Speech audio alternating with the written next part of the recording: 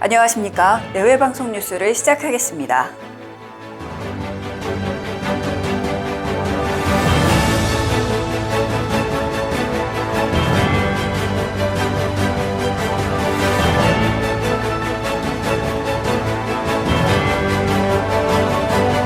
우리 정부가 미국과 백신 스와프를 추진하겠다고 밝힌 가운데 바이든 미국 대통령이 다른 나라에 보낼 만큼 백신이 충분하지 않다고 말했습니다. 백신 스와프는 백신을 지원받고 나중에 갚는 개념인데요. 이미 캐나다와 멕시코에 지원해 더는 백신을 지원할 수 없다고 난색을 보인 겁니다. 정부는 한미 정상회담 전까지 성과를 내도록 노력하겠다는 입장이지만 난항이 예상됩니다. 한편 문재인 대통령은 러시아산 백신 도입 검토를 지시한 것으로 알려졌습니다. 오세훈 서울시장은 취임 직후 서울형 거리두기 정책을 추진하겠다고 밝혔습니다. 그러나 좀처럼 속도를 내지 못하고 있는데요. 정부와 세부 지침을 조율하는데 어려움을 겪고 있기 때문입니다. 정부는 일관된 방역을 강조하며 오 시장표 방역에 미온적인 태도를 보이고 있는데요. 그 실효성에도 의문을 제기하고 있습니다. 정부는 자가검사 키트 도입도 아직 검증되지 않은 수단이라며 신중해야 한다는 입장입니다. 이재용 삼성전자 부회장의 첫 정식 재판이 오늘 열렸습니다.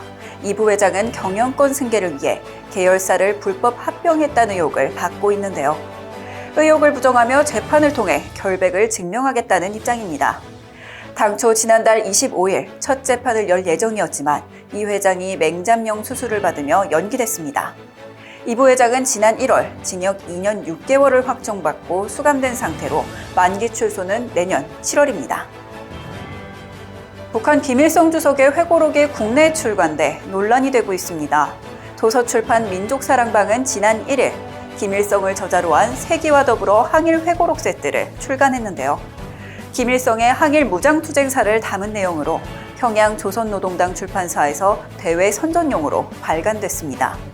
현재 회고록은 국내 온오프라인 서점에서 판매되고 있는 상태인데요. 출판사 대표는 우리 헌법은 언론 출판 및 양심의 자유를 인정한다고 입장을 밝혔습니다.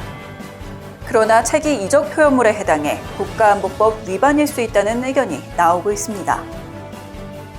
우리나라의 인공지능 기술 분야가 선진국보다 뒤처져 있다는 분석이 나왔습니다. AI는 세계적으로 연평균 40%대의 성장률을 보이는 핵심 미래 기술인데요.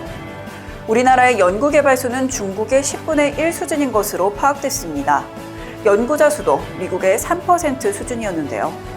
전경련은 이러한 이유로 한국의 AI 경쟁력이 미국의 80% 수준이고 기술 격차는 수년째 1.8년에서 좁혀지지 않고 있다고 말했습니다.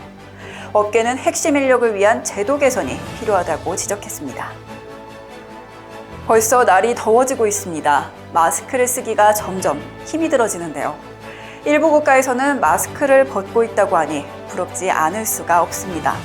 뉴스 마치겠습니다. 지금까지 시청해주신 여러분 고맙습니다.